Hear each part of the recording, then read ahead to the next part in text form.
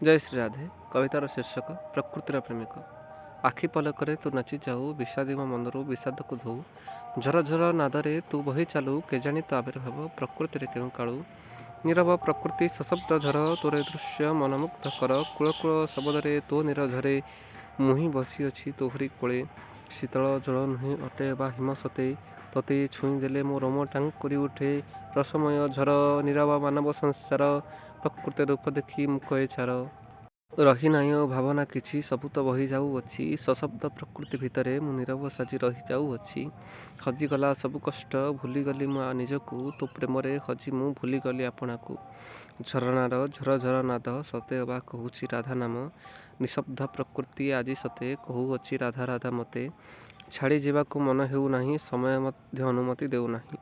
ଛାଡ଼ି ଯିବାକୁ ମନ ହେଉନାହିଁ, ସମୟ ମଧ୍ୟ ଅନୁମତି ଦେଉନାହିଁ।